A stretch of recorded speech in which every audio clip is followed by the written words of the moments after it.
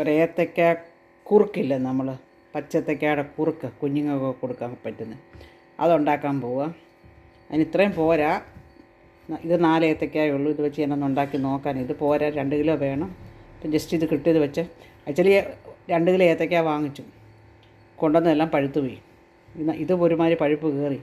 അപ്പോൾ ഇത് വെച്ച് നമ്മളൊരു കുറുക്കുണ്ടാക്കാൻ പോരാ. അങ്ങനെയാണെന്ന് നോക്കാം.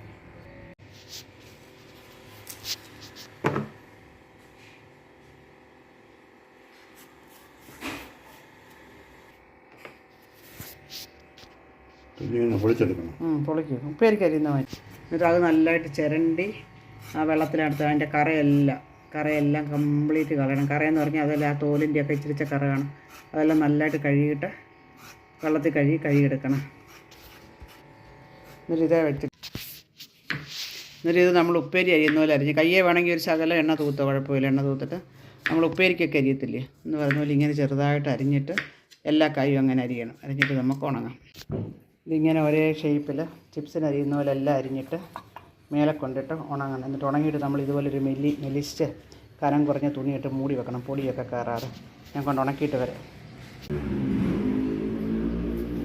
അതിങ്ങനെ ഒന്നിൻ്റെ പുറത്ത് ഒന്നാകാതെ നല്ലതായിട്ട് നിരത്തി ഇങ്ങനെ ഇടണം. നല്ലതായിട്ട് നിരത്തിയിട്ടിട്ട് ഒന്നിൻ്റെ പുറത്തൊന്നല്ല നിരത്തിയിട്ട് ഒരു തുണി ഇട്ടിട്ട്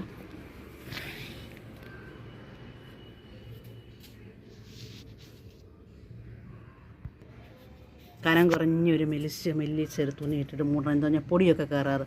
അല്ലെങ്കിൽ ഒന്നും പൊടി വരത്തില്ല, മേലെ ടെറസല്ല, എന്നാലും അതിങ്ങനെ ഒന്ന് മൂടി നല്ല സേഫായിട്ട് നല്ല ക്ലീനായിട്ട് നമുക്ക് എടുക്കാം. ഇങ്ങനെ ഒരു 4 ദിവസം ഉണങ്ങണം.